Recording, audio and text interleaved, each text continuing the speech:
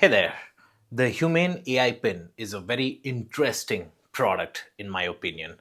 Conceptually, what it was trying to do was find a way to replace smartphones or screens.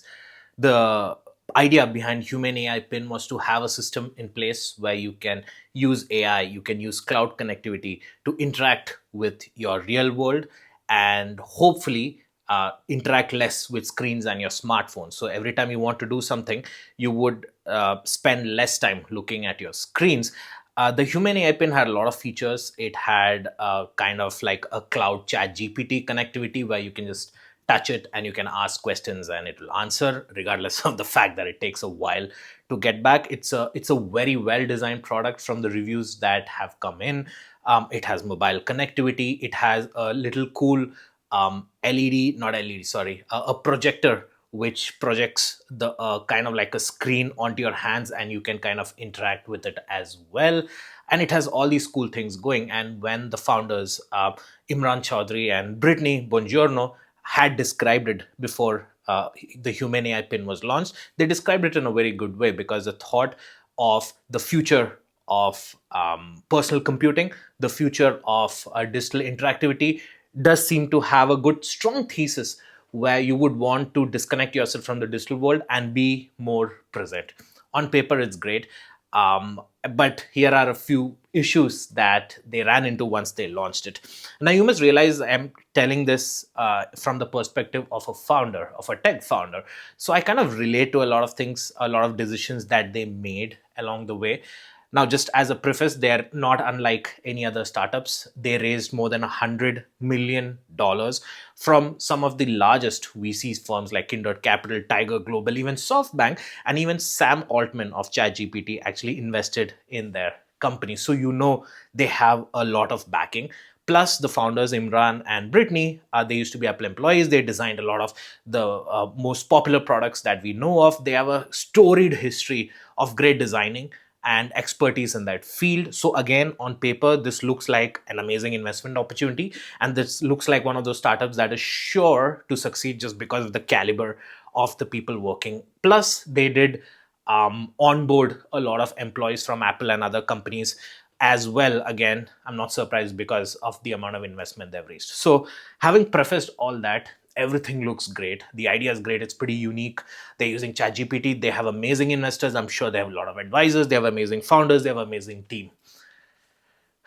But the criticism that they received was not great. So all the tech reviewers, including MKBHD, Mr. Who's the Boss, and everyone, even media publications, slammed on the product. They found the product to be very bulky, unusable, and the response that they received when they asked questions was pretty delayed. And essentially, the idea was that they could not think of a real world situation that they could have used this product in a recurring way. Sure, they try to use it as a translator, they try to use it as a vision identifier, and they try to come up with a few more use cases in their company videos and even with the reviewers. But some of the issues were unsurmountable. For example, the battery pack often heated up. It shut down after every so often because again the heating issue was there, and plus just the fact that you had this device stuck on you all day long and it kind of made your clothes sagging if it was not a sturdy material, and all these issues have prompted it to not succeed or get slammed with criticism, including the price tag, which is $700, plus a subscription fee of $25 a month for the internet connectivity that it had, which again was quite slow. So I think it's one of those situations where, because on paper it looks so good, maybe a lot of people felt Schadenfreude or whatever it's called, which basically means you take pleasure in someone else failing. And this does seem one of those situations where people thought on paper it looks good, but then they are glad that it failed just so that they can feel good about themselves. And I'm not going to criticize the founders for trying this. They obviously took a lot of risk. As a founder, I can attest. They put their whole reputations on the line. If this didn't work out, which it seemed it wouldn't, they would be known for this failure their entire life, regardless of the fact that they may have helped design iconic products like the iPhone, iWatch, Apple Watch, and so on. So they did take a huge risk. They put their whole lives on the line, in a way, their social capital and their personal capital as well, from the sounds of it. And I'm not sure if they would be given another opportunity if this failed or if this did not work out. Sure, people would appreciate them for the risk, but at the end of the day, if they don't get revenue, if the product failed, people don't use it, then it's they put all on the line and did not work out. So I kind of feel bad for them that they risked, or they took the risk to try something new, something that nobody has ever done before, and put all their expertise into building this amazing product, at least on paper. But it did not succeed, and they got slammed with criticism. And arguably, it's not going to be Humane AI Pen is not going to be known as a success story as the history goes down, unless something changes, unless they come up with a new product which takes care of all these issues that they have. The other thought that I had as a founder was that, if you think of it from a perspective of investors, most of them publicly say that, hey, they invest in the team, they invest in the early idea, they invest in the potential. And again, on paper, this startup looks amazing. And but you can see clearly that even if you have the best team in the world, even if you have all the finances, all the money in the world, even if you have a great idea, perhaps, it's just not enough to succeed.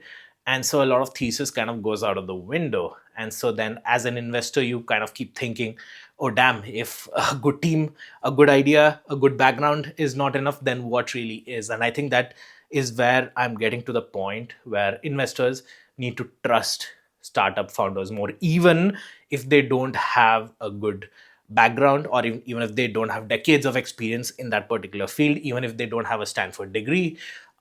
I think investors need to place more trust into startup, because, as you can clearly see, even if you have everything in place, it does not guarantee success. And perhaps one could argue that just because they had the chip on their shoulders, because they felt that they had to succeed and maybe they missed out on a few cues, I think investors need to spend more time with the founders on a personal level and trust what they're doing, and not necessarily have a prejudiced view of the founders before meeting them, just because of their background and whatever they have or have not done in the past. And so, as founders as well, I think one lesson that we can take away from the whole human AI thing is, um, be sure your customers want what you're building. I know it's very easy to say as a founder. I do tend to get wrapped into the newest cutting edge innovation that I'm building, and I just assume or I just hope that whatever I'm building, the customers will eat it up. But apparently that is not the case, and it's very important to be agile. It's very important to let go of your preconceived notion, in the hopes that whatever you're building is actually useful. So in conclusion, the investor relationship is far more complex. It is very important for the investors, in my opinion, to know the founders more stronger, and the founders themselves have to realize that, regardless of their background, regardless of how much experience that they may have or how much confidence that they may have, it is a likely possibility that the product might not succeed. And they have to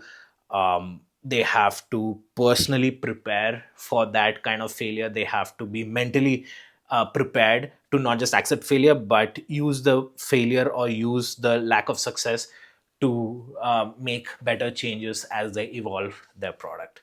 So those are my thoughts on the Humane AI Pin. I really respect the amount of work that their team has put in. I really respect the thing that they're trying to do.